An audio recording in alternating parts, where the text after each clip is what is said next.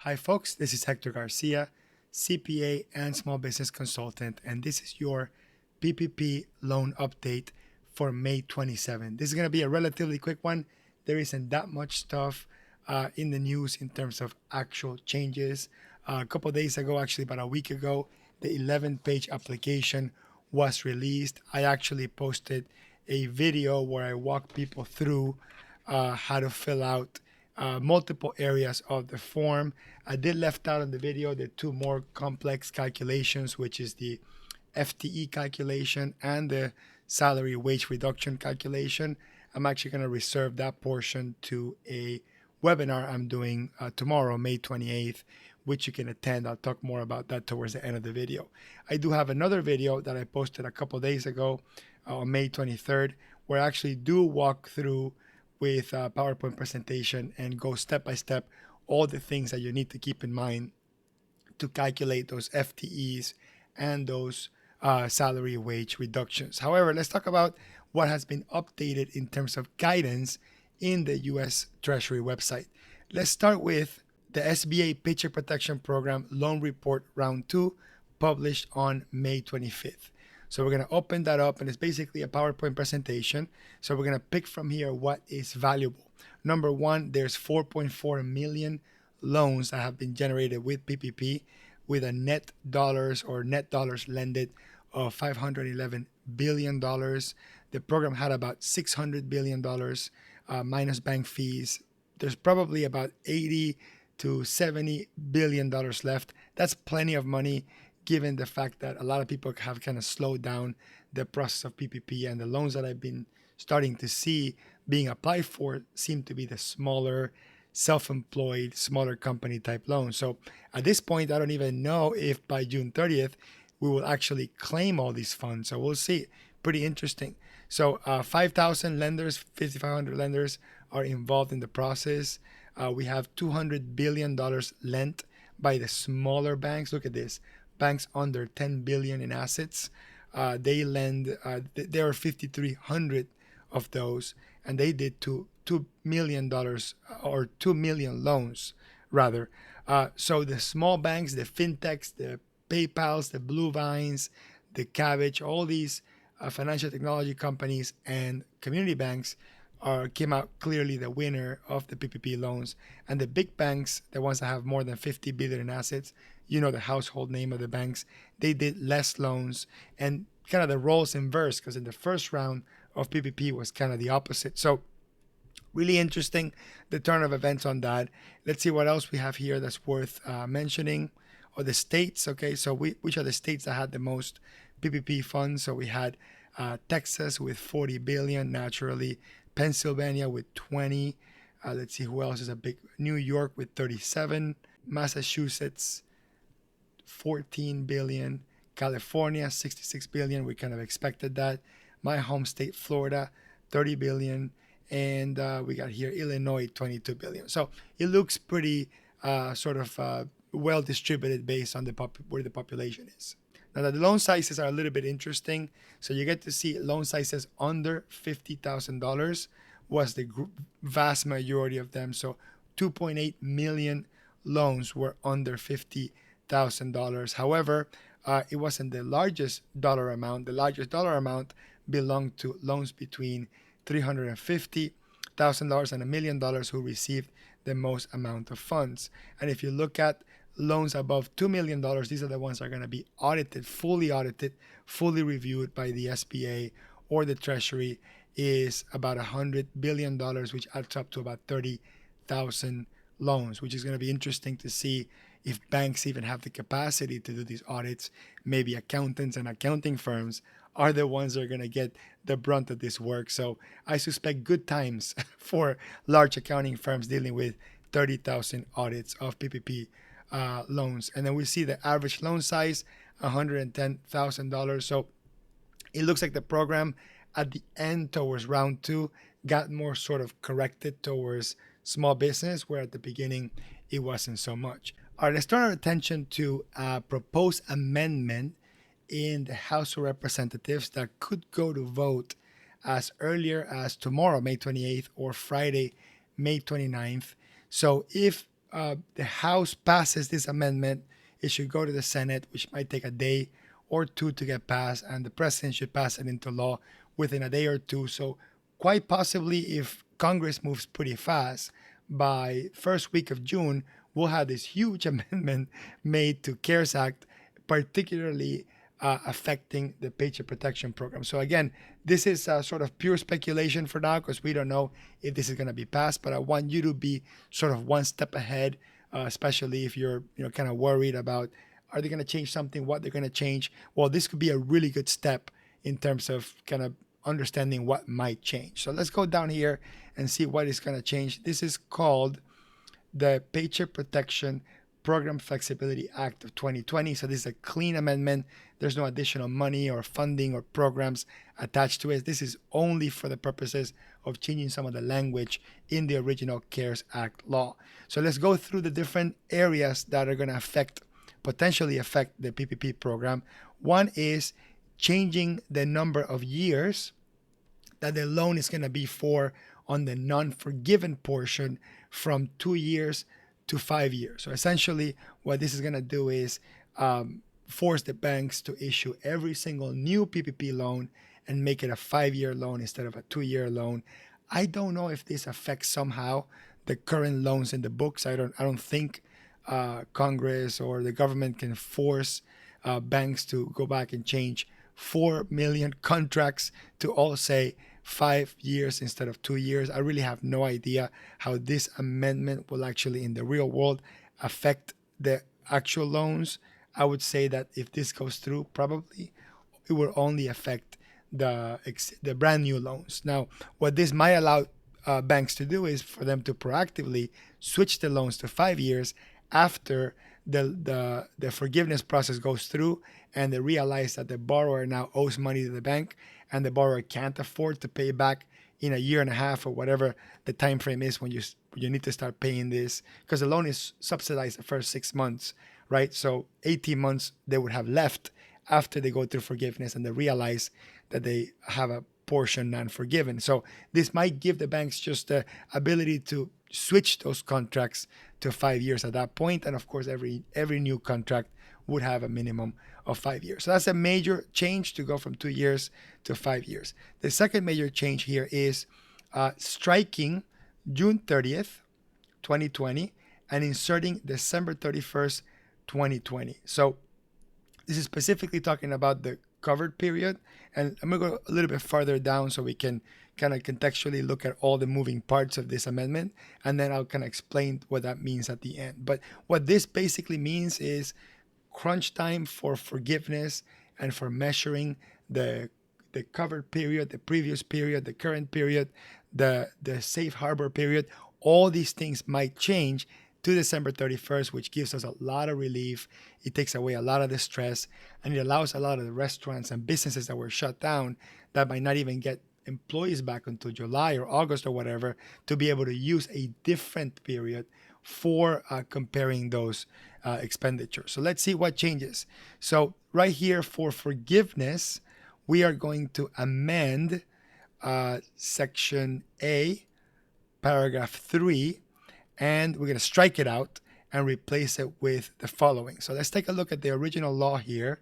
And I did a quick search here to find out that section. And here's Section 3. It says the covered period means 8 weeks from the beginning date of the origination of the loan. Okay, so that's the original law, right? The original law for PPP said when you get the money 8 weeks after, that's your covered period. That is the only time that you can spend the PPP money. Treasury and SBA kind of expanded that it doesn't have to be a hard 8 weeks after. It could start on your next paycheck, but it needs to be the immediate next paycheck afterwards. It can't be like months later or whatever. So basically it was still quasi-limited to those 8 weeks or very close to those 8 weeks, maybe 10 weeks after you got funded. So what this is doing is saying, we're going to strike this out. I should take it out of the original law, and we're going to amend it with 24 weeks or December 31st, whichever one is the earliest. So whenever you got the funding, you count 24 weeks after that, and that would be your covered period. Or if somehow you got the funding, much closer to December 31st and the 24 weeks seeps through or passes through 2021, you're still sort of on that December 31st deadline. So 24 weeks versus 8 weeks, that's a huge deal. Now, what would that mean? I assume that if you spend the payroll money across the 24-week period, compared to what you received, that's going to give tons of flexibility to people. And pretty much that's going to put everyone in the forgiveness world for payroll, because it's virtually impossible that 24 weeks after April 1st or May 1st that we don't open the country back up, and you have businesses eternally shut down through December 31st. So I think, quite honestly, that this is going to give a lot of relief to people. What's not clear to me in here is whether you can grab any 8-week period across the 24-week period. So because you're scratching out this piece, you're scratching out 8 weeks and you're replacing it with 24 weeks. My interpretation of this is you can spend the original PPP money, which was last year's amount divided by 12, multiplied times 2.5, which is approximately 10 to 12 weeks worth at most of previous payroll. Now you have double the period to spend it. So this allows you to literally pay half, right, of what you used to pay before in an extended period and still get it forgiven. There's a couple moving parts with FTEs and salary reduction. All that stuff will still come into play because that's not in the amendment, but that gives you a lot more time to spend the money. So that's great. This next one is in subsection D, paragraph 5B, we're going to strike June 30th and also put December 31st. So let's see what this is. Subsection D, paragraph 5B. So where are we in subsection D? Let's go down to that. I know we're kind of nerding out at this point, but where is subsection D? So this is subsection C, and yeah, so there we go. Subsection D, limits on the amount of forgiveness, and what we're looking at, 5B. Yeah, 5B. So let's go down to 5B. This is fun. I get to pretend lawyer. All right, so 5B says the amount of loan forgiveness under this section shall be determined without regard to a reduction of the number of full-time employee equivalents or eligible recipient of a salary of one or more employees. Okay, so that has to do with calculating your full-time equivalent. So how SBA and Treasury is determining how you count what a full-time employee means. That's already been in the interim final ruling. That's already been explained. You basically divide it by 40, and then whatever the number that you get, you round it to the nearest tenth, and that is your full-time equivalent. So that could be 10.1, 3.5, whatever. And then you want to compare those two across multiple periods. So let's go ahead and take a look at 5B and see what this means. So let's go back here. We strike June 30th and replace December 31st. So what does it say June 30th? Okay, somewhere in here. There it is. There's June 30th. Okay, so what that essentially means, what this amendment means, is when we compare our full-time equivalent, we no longer have to use June 30th as basically the day we bring the employees back. What this amendment will do is it will allow you to bring the employees back all the way through December 31st. So if it takes you a couple of months from now to bring your employees back and get you back to fully operational, then the snapshot date that they will look at is December 31st. So if you lost employees between the start of the pandemic, which is February 15th, 2020, through the couple of weeks after that, I think the deadline on that is April 26th based on Treasury. So if you lost employees during that time frame, right, February 15th through April 26th, that's when everybody started laying off people. You have all the way through December 31st, take the snapshot of your payroll on that day to compare whether or not you have the same full-time equivalent, and then you'll be okay. You will not get a reduction of forgiveness due to full-time equivalent. And it says, and by adding at the end the following new paragraph. Okay, let's see what the new paragraph is. So there's an exemption based on availability. So during the period of February 15th and December 31st, the amount of loan forgiveness under this shall be determined without regard of reduction of full-time equivalent if, okay, so these are exemptions, right? So exemptions on whether or not you can not have to have a reduction based on full-time equivalent. So you were unable to rehire an individual that was eligible recipient on February 15th. So basically you can prove that you can hire them back. Maybe the employee got a job somewhere else. You can't hire them back, so you have to be able to prove that you can get that individual person back. The second one is you're able to demonstrate inability to hire similarly qualified employees before December 31st. So if you're in a very specialized industry, very specialized business that that really needs a specific type of talent and you just cannot find it, right? That's going to be weird. That's going to be difficult because there's a lot of unemployment right now. So I wonder if you'll be able to really prove that you did enough for that. I don't know what the mechanics look like in terms of how you can prove it, but this is the law itself saying, hey, we understand if we can't get someone of the same caliber, or we can understand if you can't get this exact same person because that person moved on or whatever, right? So these two are really important to have exemptions to the rule of calculating for full-time employee. Then the next one is it's able to demonstrate the inability to return to the same level of business activity as it was back in February 15th. So that's having to do with the business itself. So the business winded down or the business shut down and closed. So literally, technically, if your business shuts down completely by this end of this December 31st period and you don't have an establishment anymore, you don't have a business anymore, you can't hire people back. So you cannot get a reduction based on FTE. Now, you can still get a reduction of forgiveness based on not spending the money on payroll, but you cannot get a reduction based on FTE. Now, I'm going to put a link to the video where I explain, which is this one right here. This video, it's a 48-minute video where I explain all the ways you can get a reduction of your forgiveness, right? FTE, salary reduction. Those things are not changing even if this amendment goes through. These are just exemptions to that.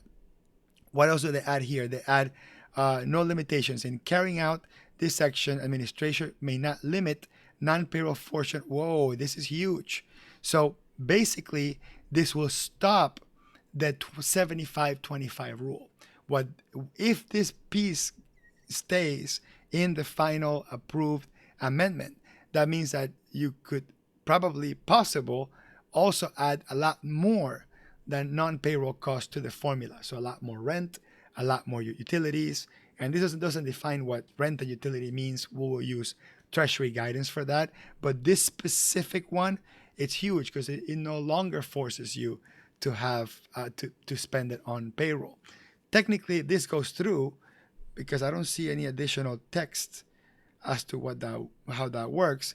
You could use 100% of it for rent and utilities for all that matters because there's no limitation. So that's an interesting one, actually really, really interesting one. So we're going to watch out for this amendment.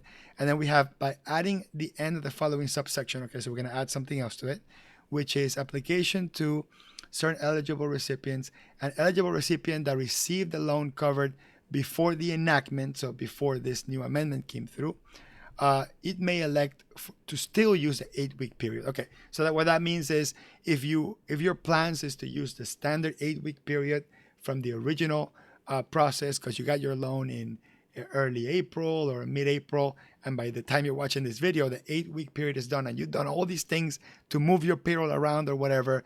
Basically, what this is saying is you can still use the original date from the law. Cool. All right, what else we got here? Delay of payment of employer taxes. Okay, so this is kind of an obscure one. In the CARES Act, there was basically a provision allowing employers to not pay their Social Security payroll tax. The employer paid Social Security payroll tax via the payroll system for 2 years. It basically allowed you to delay your payroll taxes for 2 years. So this was an interest-free loan from the IRS in the form of allowing you to delay to pay your payroll taxes.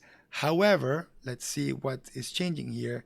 So we are striking paragraph 3 of 2302. So let's go to 2302 here. So 2302. Okay, and then we got paragraph 3. Paragraph 3, what section? Hold on. Paragraph 3.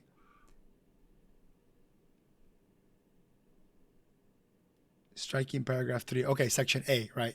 Okay, so section A, paragraph 3, it says, this subsection shall not apply to any taxpayer if such taxpayer has indebtedness forgiven under 1102. Okay, so what this is saying is, and we got to go back to the original CARES Act, which is this. The original CARES Act basically said you either can get the PPP loan or you can get this delay of payroll taxes. So this is actually an option. You can either get one or the other. So basically what this amendment does is says, hey, if you got PPP, you can also delay these payroll taxes. Okay, and then what else it says here? I don't know what this means. Okay, that's it. So yeah, that's it. So so we're gonna watch out for that amendment. If that amendment goes through exactly as such, then there'll be a lot of relief in terms of all the pressure for forgiveness. Some of the things that are complex with forgiveness, such as FTE headcount and making sure the salary doesn't get reduced in those two look back and current periods, those would still be in effect unless somehow Treasury changes the language of that. But making those changes will at least take away the pressure of doing everything right now as we speak. One thing I tell you, and I warn you, if you're crossing your fingers and hoping this goes through, and let's assume that it does go through, and you're going to wait until December 31st or 24 weeks after you get funded, which is approximately half a year from your funding date. So for most people that got the money in May, that's going to be closer to October, November. Keep in mind that 6 months after you got funded would have gone through already, and you would have to start making your PPP loan payments that you signed a note for. And these loan payments are quite big. It's going to be everything you received divided by 18 with that 1% APR on it. So these are going to be pretty big payments. So even though you are jumping up and down that this amendment might go through, and the amendment itself, it's great. I'm actually for it. It doesn't cost taxpayers any additional money and gives us a lot of relief. So I'm going to be completely for it. I wish the amendment covered more things. I wish it covered whether or not an employer can take ERC, employer retention credit, as well as PPP. That would be nice if they would have amended that, but they didn't. It would have been nice that amended or clarified whether the EIDL advance really takes away from the PPP loan forgiveness, because that's how Treasury put it together. That wasn't necessarily in the original law, as far as I remember. So it would be nice that they would address that. So because as of now, your EIDL advance will be reduced from your PPP forgiveness, as far as we understand it, as far as the Treasury guidance goes. So it would have been nice that they would have added that to the amendment and take that away. And the other thing they didn't clarify is whether or not the expenses that got forgiven through the PPP program would be deductible or not. The last thing that the IRS said is that any expenses that get forgiven, so payroll, utilities, and rent that gets forgiven, will also not be tax deductible, which in essence makes this forgiveness a taxable forgiveness, even though the law originally said it was a tax-free forgiveness or tax-free income for your business. So those are the things that the amendment itself is missing. I wish it had that, but that's what we have, and that's what we're looking forward to. Now, I'm running a webinar on May 28th, as tomorrow, May 28th, at 2 p.m. Eastern. We've had a lot of signups. If you want to learn how to actually fill out the application form, or at least how to put the numbers in a spreadsheet separate than the form, just in case the banks itself have their own online version of the form. So we're going to fill out the numbers or the fields. You want to join this webinar because we're going to cover this content. And the rules that we're going to cover are the original rules, right? So if there's an amendment, that will probably go through after this webinar. So anybody that attends this webinar will also have access to our amendment video, where anything that changed, we'll do a video update on that and let you know what changed. But if you want to know what the rules are for forgiveness, today because you want to get yourself ready, or if you're an accountant, you want to get your clients ready for it, you might want to attend the webinar. It's $100. I'm putting the link in the description below. I have not worked harder in my life as I have been to put together the content for this webinar. I promise you that although I might not give you new information, I think the way we're going to display it is going to be definitely fresh. And it's not perfect because there could be an amendment coming, but I worked really, really hard to put this webinar together, put the content together, put a couple spreadsheets for you together, including talking about the AICPA spreadsheet. This is a free spreadsheet you can download from the AICPA. You can get that. I'll put in the link on that below. But it's a really extensive spreadsheet, and we're going to talk about how this spreadsheet works and whether or not you should use it. And I'm hoping that this spreadsheet just become the standard that people use, so the banks know exactly what's coming in these forgiveness. So there's a lot to talk about in the webinar. If you're watching this after May 28th, you can still sign up for it. Watch the recording. I recommend that you watch it live for a couple of reasons. I'm building a master Q&A forgiveness document that I'm giving everybody access to. And all the questions that I'm getting from my current clients, the questions that I'm getting down here from the YouTube comments, like for example, this person's asking me, Metal Bum is asking me, I was wondering if you can give bonuses to essential workers. Are these bonuses counting for PPP forgiveness? So I'm answering them in the YouTube comments, but I'm also adding it to a master Q&A document because I know my clients are going to be wanting to see this Q&A. I know a lot of you guys are going to want to see this Q&A, and I might make this public at some point, but for now, we're focusing on the people that attend the webinar. So any questions that we get, additional questions we get there, we're going to add it to this master Q&A. So don't be afraid of adding questions in the YouTube comments. And this YouTube comments, what haven't I covered about PPP in previous videos? And I will try to answer it in YouTube and also add it to the master document. So a lot of stuff going on in my world in terms of getting this webinar going and informing the world about PPP. I originally said this video would be short, but I guess I failed. So anyway, we'll leave it at that. Thank you very much for attending. Thank you very much for watching the video.